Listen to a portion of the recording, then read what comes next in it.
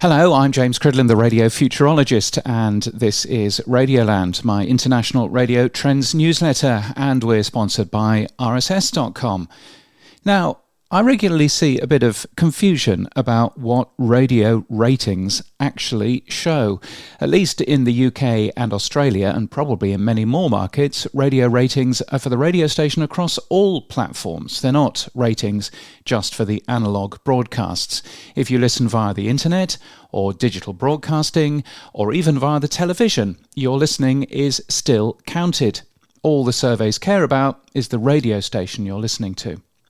As one example, the Brisbane market is interesting to take a peek at, and in the newsletter version of this podcast you'd see a big graph, which is a beautiful graph showing lots of different radio stations, but it doesn't measure the success or otherwise of AM, it's measuring the success of those individual stations, which just happen to have an AM transmitter as one of the methods of transmission. So if we take a quick look at 4BH, which is an oldies station, it's a number one station in terms of AM at least. That has an average audience of 24,000 people, but they're not all listening on AM.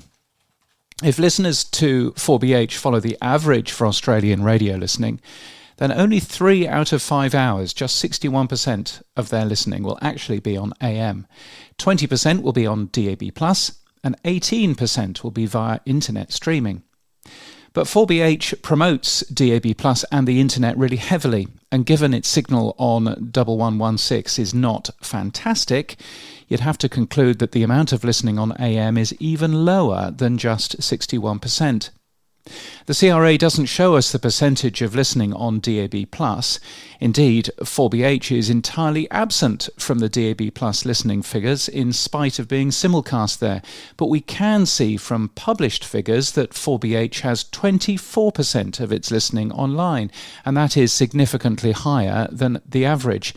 And given the significant promotion of DAB+ as well as online for 4BH, you might conclude that for that station, AM listening is actually already in the minority.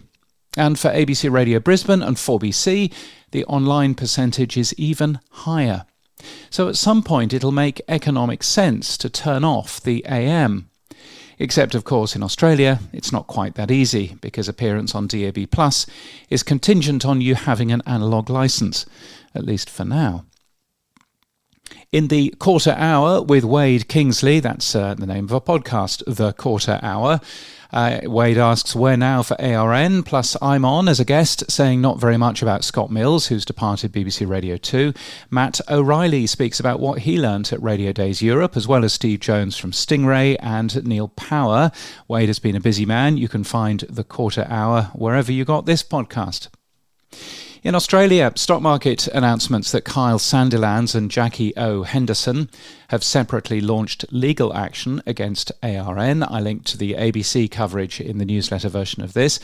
Henderson's claimed compensation of at least $82.2 million. Well, as I type this, ARN has a market capitalisation of $73 million. It's not even worth the amount of money that Jackie wants. And the company turned in a loss of $34 million last financial year.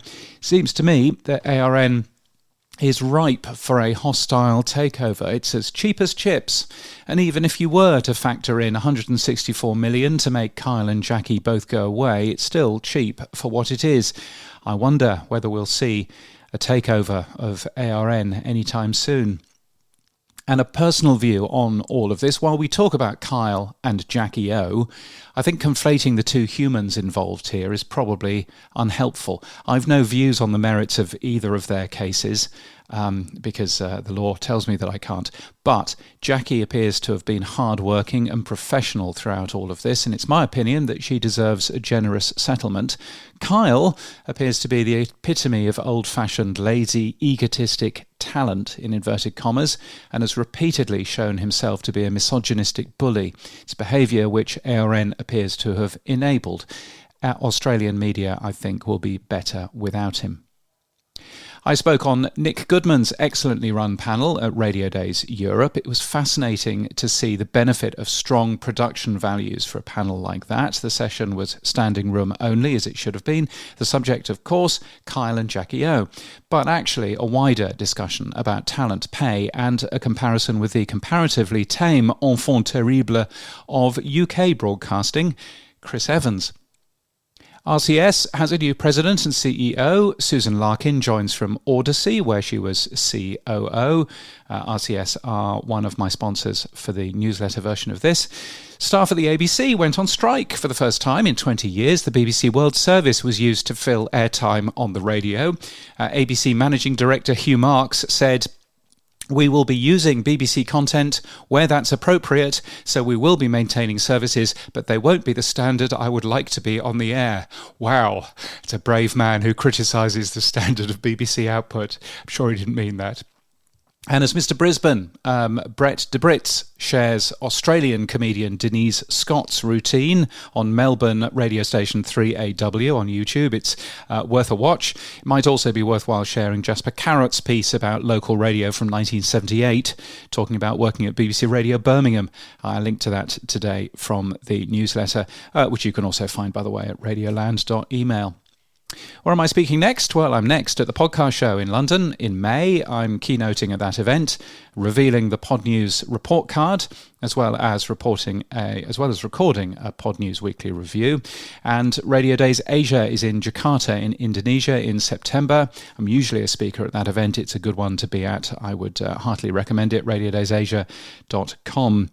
Now, do you make podcasts? I would be super grateful if you would fill in the 5th annual Pod News report card. It'll only take 10 minutes of your time. It's really super helpful if you could do that. podnews.net/report card is where to go for that. That's podnews.net/report card. I would very much appreciate that, so thank you for that.